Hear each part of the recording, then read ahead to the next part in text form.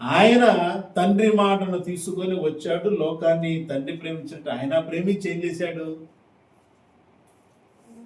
అనేకులకు ప్రతిగా నా ప్రాణాన్ని పెడుతున్నా అన్నాడు. ప్రైజ్ ది లార్డ్, హల్లెలూయా. అది ప్రేమ. ఉందా ప్రేమ? ఉందా ప్రేమ? ఇది దేవుని ప్రేమ. మన ప్రేమ కొంచెమే ప్రేమించింది. దేవుని ప్రేమ దానికి అంతమే లేదు. అంతం లేని ప్రేమ చూపించాడు. ఎవరు కొలవలేని ప్రేమను చూపించాడు. మన ప్రేమకు కొలతలు ఉంటాయి కదా, మన ప్రేమకు కొలతలు ఉంటాయి. మన ప్రేమను మనం కొన్ని వస్తువులతో తూచుతాం, తూకం వేస్తాం అన్నమాట మన ప్రేమ. అదే మన ప్రేమ అవతల వాడు ప్రేమిస్తేనే ప్రేమ మనలో ఉంటుంది. ఆ ప్రేమ ఎందుకు? అవతల వాడు మనకు చేసిన సహాయాన్ని బట్టి కొంతసేపు, ఇంకా అప్పటి వరకే ఉంటుంది. అంతే, అయిపోయిన తర్వాత మళ్ళీ వాళ్ళెవరు మనెవరు. ప్రేమలు అలా ఉంటుంది. అనంతమైన ప్రేమ యేసు ప్రేమ. అందుకనే ప్రేమ కలిగి సత్యము చెప్పుచు క్రీస్తు వలె ఉండుటకు మనం అన్ని విషయములలో ఎదుగుదము అన్నాడు పౌలు గారు. ప్రేమ కలిగి సత్యము చెప్పుచు క్రీస్తు వలె ఉండాలంట. ప్రేమ ఎదగాలి, అన్ని విషయాలు ఎదగాలి. మనం కొన్నే పట్టుకుంటే ఇది చాలు, ఇందులో అక్కర్లేదు, ఇందులో ఎదుగుతాం. ఎంతవరకు అది కరెక్ట్? మనం నిర్ణయం తీసేసుకుంటాం. మనం నిర్ణయం తీసేసుకొని దాని ప్రకారంగా మనము ఆలోచన చేస్తూ ఉంటాం. మన ప్రేమ కొలతలతో కూడుకున్న ప్రేమ. దేవుని ప్రేమకు కొలతలు అనేవి లేవు.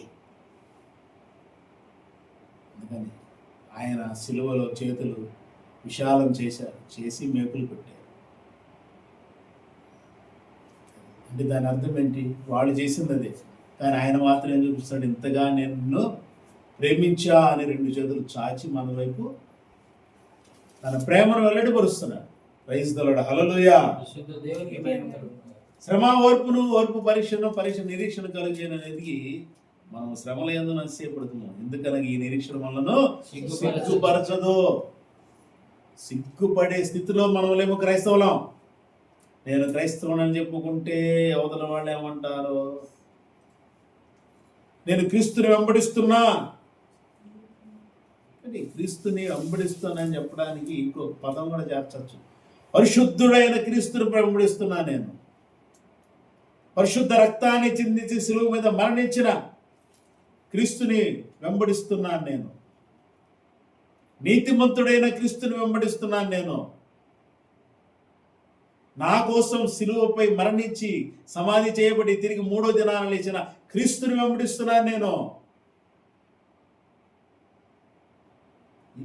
మనం చెప్పగలిగింది ఇదే చెప్పాలి. అవతల వాడి గుండెల్లో ఉన్న అపవాది చచ్చిపోవాలి.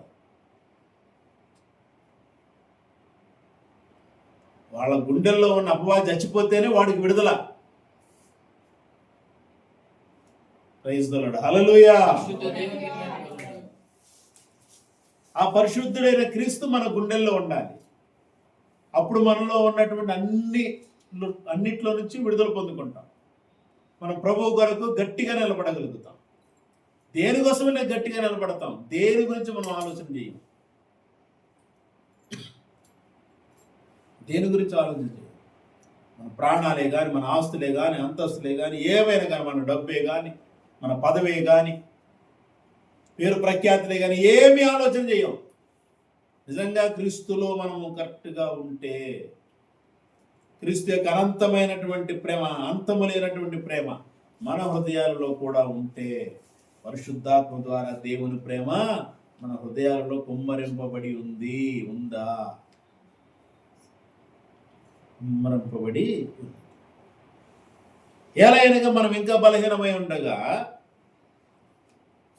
క్రీస్తు యుక్త కాలమున భక్తిహీనుల కొరకు చనిపోయాను. నీతిమంతుని కొరకు సైతం ఒకడు చనిపోవటదు.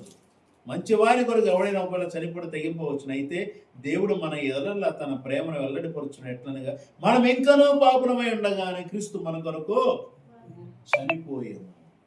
కాబట్టి ఆయన రక్తం వల్ల ఇప్పుడు నీతిమంతులుగా తీర్చబడి మరింత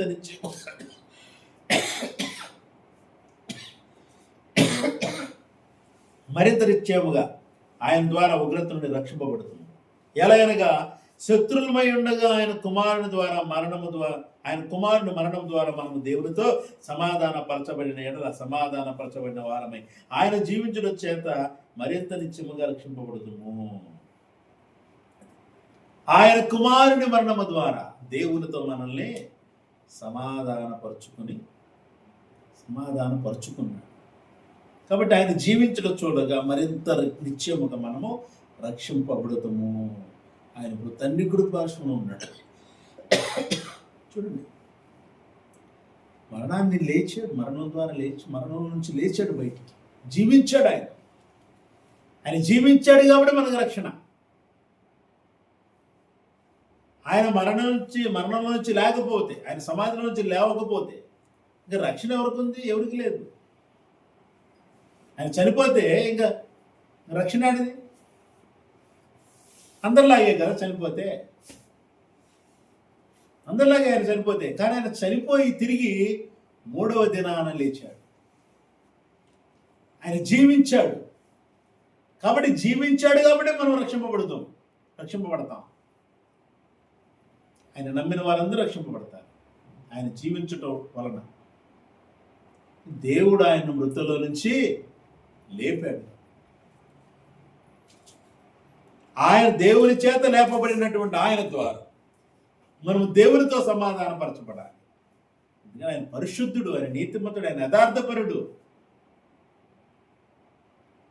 కాబట్టి మనము కూడా నీతి, యథార్థ, పరిశుద్ధతలో మనము సంపూర్ణతలోకి వెళుతూ ఉంటే మనము కూడా ఆయన వచ్చినప్పుడు, దేవుడు తన మహిమతో వచ్చినప్పుడు, క్రీస్తు తన మహిమతో దేవునితో కూడా వచ్చినప్పుడు సమాధుల్లో ఉన్న నీతిమంతులు అనేకులు మనలా లేస్తారు. ఒకప్పుడు లేచారు. సిలువ యేసుక్రీస్తు ప్రభువారు మరణించినప్పుడు, ఆయన తిరిగి పునరుద్ధారుడైనప్పుడు వాళ్ళందరూ కూడా లేచి నీతిమంతులు సమాధులు తెరవబడ్డాయి. అనేకులు లేచి అనేకులు కనపడ్డారంటారు. కాబట్టి మనం కూడా నీతిమంతులమైతేనే లేవబడేది, లేకపోతే లేదు. నీతిమంతులమైతేనే మార్పు పొందేది. వాడు గుర్తుపెట్టుకోవాలంతే, సింపుల్. పరలోకములో పాపం ఉన్నట్లయితే అపవాదిని అక్కడే ఉంచుకునేవాడు దేవుడు. భూమి మీద దోషవేయాల్సిన అవసరం ఉండేదే కాదు. పాపం పరలోకంలో కూడా పాపము, అవినీతి, అక్రమమైన ఆలోచనలు, అపవాదిలో ఆలోచనలు వచ్చాయి కాబట్టి దేవుని సింహాసనానికి పైగా సింహాసనం వేసుకోవాలనుకున్నాడు. అలాగే యేసుక్రీస్తు ప్రభు వారికి వ్యతిరేకంగా ఆయన దేవుడి పని ఆయన చేస్తూ ఉంటే ఆ పని చేయనీయకుండా అడ్డుపడ్డాడు. పరలోకంలో కూడా అనేక విధాలుగా పరలోకంలో కూడా యేసుక్రీస్తు ప్రభు వారు అపవాది వలన, వారి యొక్క దూతల వలన అక్కడ ఆయన ఇబ్బంది పడ్డాడు. అపవాది యేసుక్రీస్తుని శత్రువుగా చూశాడు. మరి లేకపోతే ఆయన శత్రుత్వం ఏడ నుంచి వస్తుంది? యేసుక్రీస్తు ప్రభు వారు ఎవరు శత్రువులు అవుతారు? అపవాదే ముందు తనే భావించాడు, వీళ్ళంతా నాకు శత్రువులు అని. కాబట్టి మనము ఒక నిరీక్షణతో ఉన్నాము. ఆ నిరీక్షణ మనం సిగ్గుపరిచేది కాదు. ఆ నిరీక్షణలో ఉన్నప్పుడు మనము దేవుని ప్రేమ చేత మన హృదయం నింపబడాలి. దేవుని ప్రేమ చేత హృదయం నింపబడితే దేవునితో సమాధానం పడిన వారముగా జీవించడానికి, ఆ సమాధానానికి అర్థం అనేది మనం అనుభవిస్తాం. ప్రైజ్ ది లార్డ్, హల్లెలూయా. దేవునితో సమాధాన పడిన అనుభవం ఉండాలి.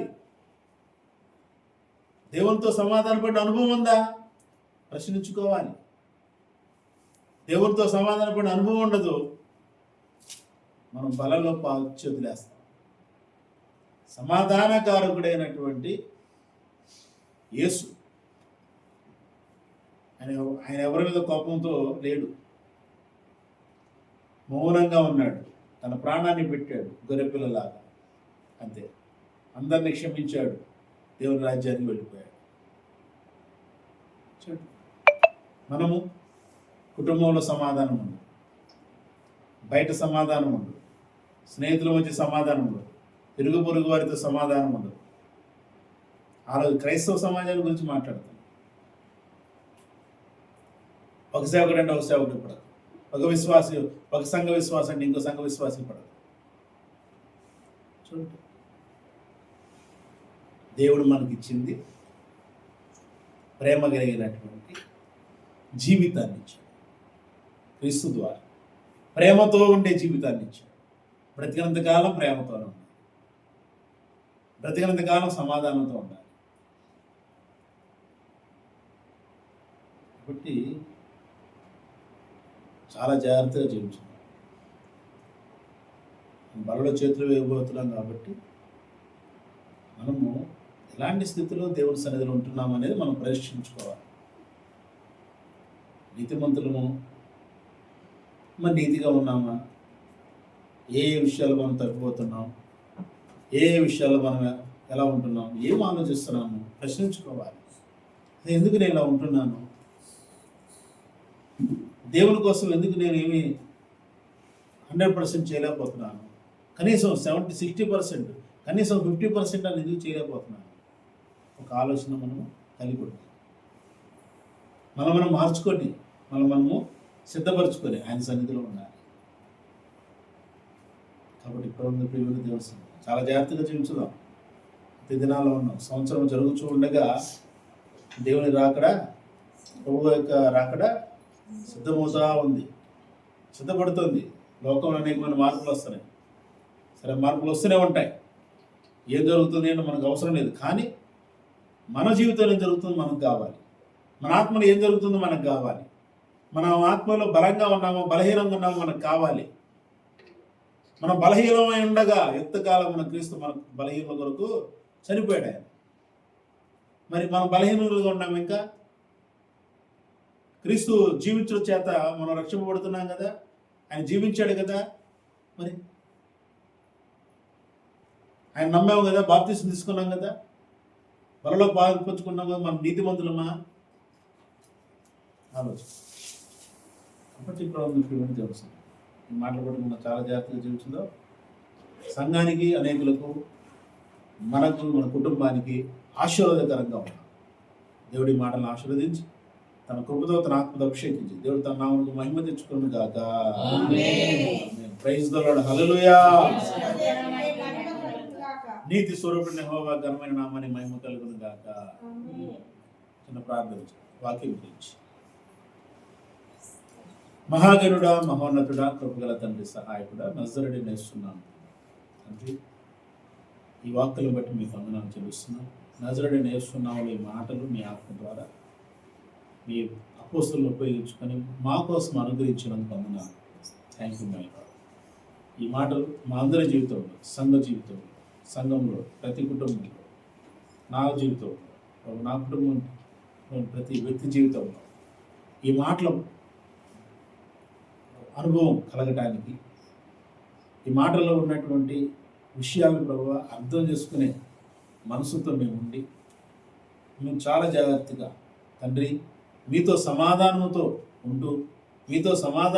ఉంటూ నడుస్తూ ఉండడానికి మాకు సహాయం దయచేయండి ప్రభువా. మీ కుమారుని యొక్క రాకడ వరకు మేము చాలా జాగ్రత్తగా మీ వాక్కులను బట్టి అడుగులు పెట్టడం మాకు సహాయం దయచేయమని, నిరీక్షణతో సిగ్గుపడకుండా నిరీక్షణ కలిగిన వారిలో మీరు ఎదురు చూసే బిడ్డలుగా నీతిగా యథార్థ పరిశుద్ధంగా ఉంటే సహాయం చేయండి. Thank you. ఈ సంవత్సరం, నూతన సంవత్సరం, నూతనమైనటువంటి ఆత్మ ఆశీర్వాదాలు, ఆత్మ వరాలతో మిమ్మల్ని అభిషేకించి నడిపించి వినాలని మహిమ తెచ్చుకున్నాను. ఈ మాటలు వీళ్ళందరి జీవితాల్లో మీరు నెరవేరుస్తున్నది వందనాలు చెల్లిస్తున్నాను. యేసు నామములో ప్రార్థిస్తున్నాను పరలోకపు తండ్రి. ఆమేన్. Praise the lord. హల్లెలూయా.